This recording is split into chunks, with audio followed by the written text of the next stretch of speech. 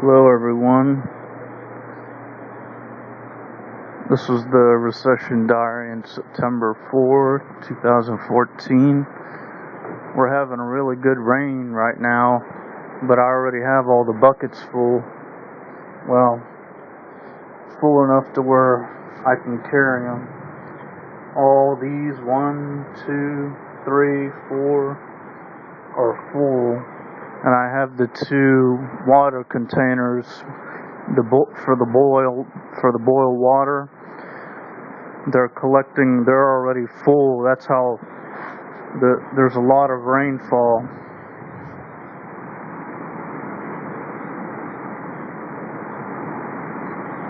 It's pretty bad out there.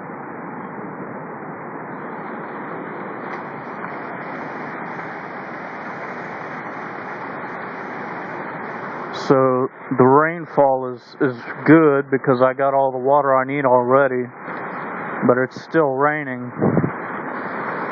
I got the front door, near the front door is wet, and there's lightning. So I'm gonna be stepping away, but I'm gonna leave the door open to let some of the cold air in. The air outside feels good, even though it's gonna get the front patio wet. It's worth taking the risk to get some air in here. Nice cold air. The roof is leaking.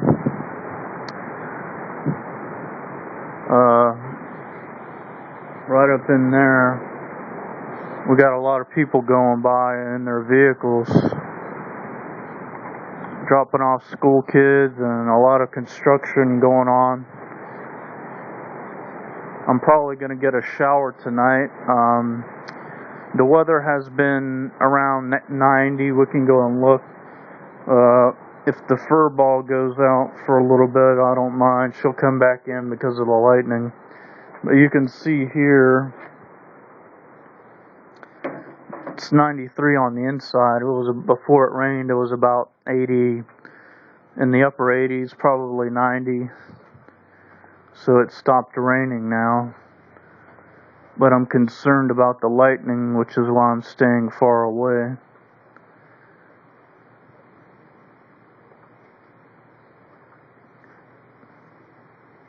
So I have 3 containers out.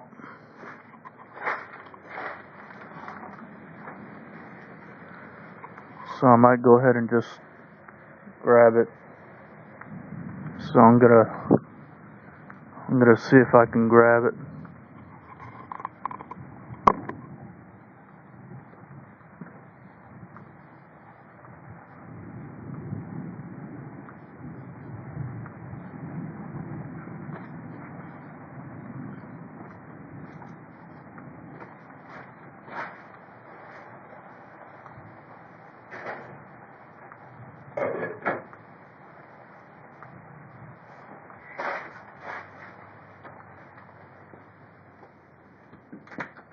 Looks like that's going to be all the rain that I'm going to use to do my business.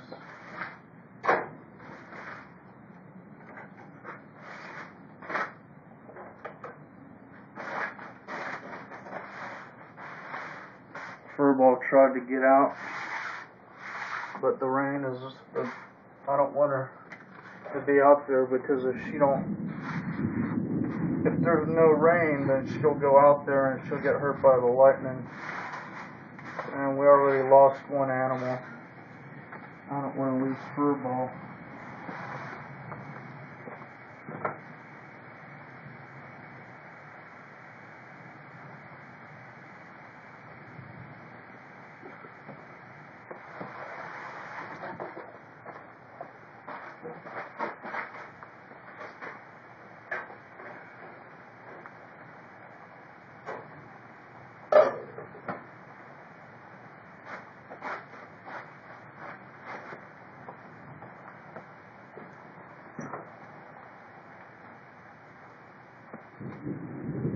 So I got these 3 containers full, and I'm going to close the door. That's going to be all the water for today. We're already maxed out on water. The only problem is the water that I already have is getting old. So at least I have something for now. So, lights on, this is boiling, and after that one gets boiled, I'm gonna put this one to boil, and that's gonna be it for the water. So I have enough water for probably about 5 days until I gotta get more. So today's Thursday, so Friday, Saturday, Sunday, Monday. So I'll have cleaning water until Monday, and then next Monday I'll have to get more. Today is the 4th. So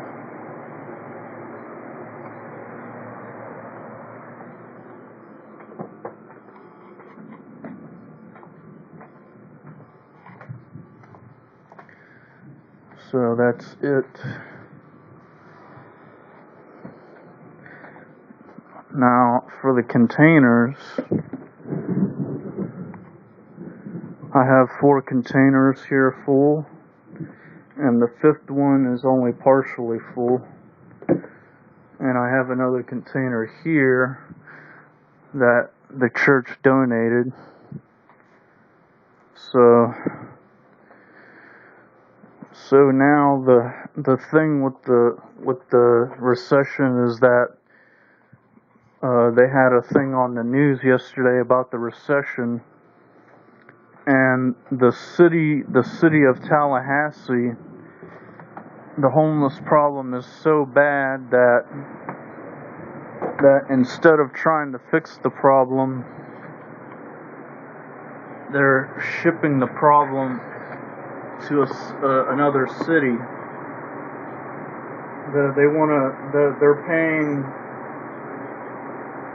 They're offering free one-way tickets out of the city of Tallahassee to another city because the people don't have nowhere to live, and the mayor of Tallahassee does not want to deal with the problem. He wants to hand the problem off to another city, and they made a movie about that. Tom Hanks made a movie about that a long time ago. About he was playing as a European foreigner that was visiting one of his family members in the United States, and he was no longer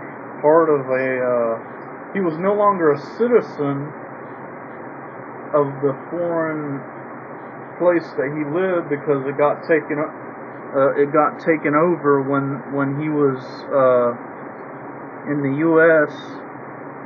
And so now he, according to the U.S. law or the world laws, he was kind of like some kind of refugee or something like that. I forget what the exact name of it is, but so he couldn't go back to his country, but the United States could not allow him to leave the airport. So he spent most of his days, years, so I have about 10 minutes. I don't know how long, but he spent a long time, probably about a year or so or more, living in the airport, just like a homeless person. The government did not want to deal with him. They were trying, the manager of the airport was trying to get him to leave the property so that he would get arrested and thrown in prison. Why? Because the manager of the airport did not want to have to deal with it. But the people that were working in the airport began to learn that this guy was, that they stopped seeing him as a problem, and they began to get to know the guy, and the people that got to know him found out that he was a good guy, but he was just in a bad situation, just like I am, and millions of other Americans are too. We're victims. We're victims of this big problem that's going on, that there's no jobs, and it's a large problem. We can't blame the people that have become the victim. We can't blame them. It's not their fault. Not all of them. Yeah, some of them. Not all homeless people are good people, but there are good homeless people out there that are victims of a economic collapse, a recession, no jobs, nobody hiring, employers cutting jobs, the people can't find other jobs because all the other jobs are filled, and the jobs that are opened up either get filled or they don't get filled because the employers, they just don't want to hire. The bottom line is, when you find out about these companies, when I was working, it was always the same thing. The people that are working in these corporations, they don't want to train people. This is part of the problem. They don't want to train these people just to be having them leaving, going to another country, or maybe they get injured, or maybe something happens that they can no longer be in the company, or they get fired, or they're doing something wrong. And the people that are working in these corporations don't want to retrain people. They get tired of it. And what happens is they create all these requirements, and even if you meet the requirements, it's all going to be a matter if the person who is hiring you likes you in the first place. A lot of the thing that happens in these big companies is that they want to like somebody of their first impression, and that's what it's coming to, because you're getting a lot of people that they all have the same qualifications or whatever, and they have to pick between thousands of people, and the way that they do it is and it takes a long time to do it.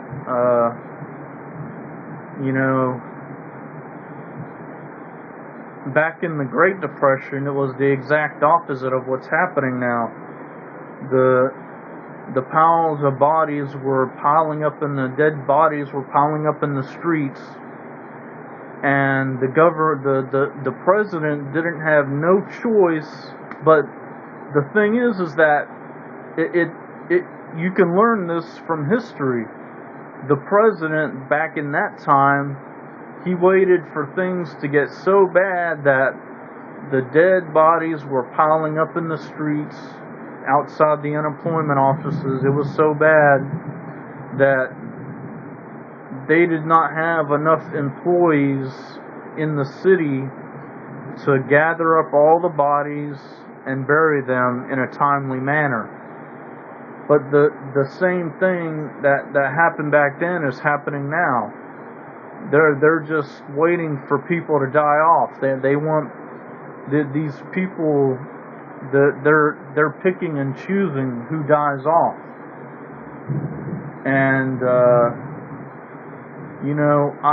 it's a hard situation. And the problem is that the way that they're doing it now is that there's people that are smart, that can contribute, that don't have physical problems. They don't have any mental problems. They just got unemployed, and there's just thousands of people waiting in line that are waiting to get employed. So it's like a big it's just like a big cycle, you know. And I have about 3 more minutes. So,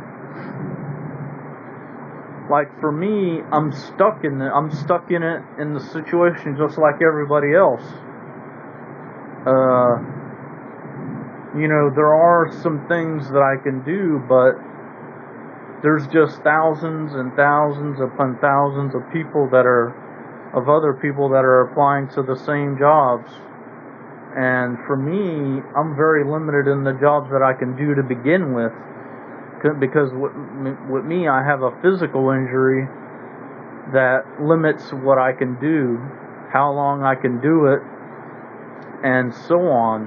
And the government just does not want to deal with it. The people that have been put in place to deal with it, they don't want to deal with it. They're making, like, when I was, you know, the final call that I had, and they talked to me. They said that, you know, that this and this and this have to happen before we can help you. So it's just, you know, but the problem is, on the other hand, that they're saying that they can't help me because of this and this and this and this and this, but the government has put me in this situation to begin with. I didn't bring all this stuff down upon myself. Guess who brought it upon me? The government. And, you know, they don't want to help. This is in September, and I've been without running water for probably 2 months now. I think it was in July that they cut the water. So August, so it was like, I think it was around the 10th of July, so about 10 days in. So most of July, I went without running water. August, 30 days without. So it's been almost 60 days, or right around at 60 days, 2 months without running water. And the building that I'm supposed to go to get the help is 8 miles away. I don't have no way to get there. I don't have no money. The government said they can't help me. There's no system in place to get me from here to the building. The government, the people in the building told me over the phone that they said, I have a chance to get help Friday. They open up every Friday. They give a certain amount of people a chance. It's like they don't even want to tell me how many people it is. Now, see, that right there indicates that they're making up excuses not to help me. And what is it? It's racism and it's bias. And I'm almost out of time. If you guys like the Recession Diaries, so right now I have plenty of water and I'm low on food. So that's the situation for right now, today, guys. If you like the Recession Diaries, I'd like to ask you to subscribe, leave a few likes, leave some comments below, all that good stuff. Thanks for watching. Have a good day, everyone, and peace out.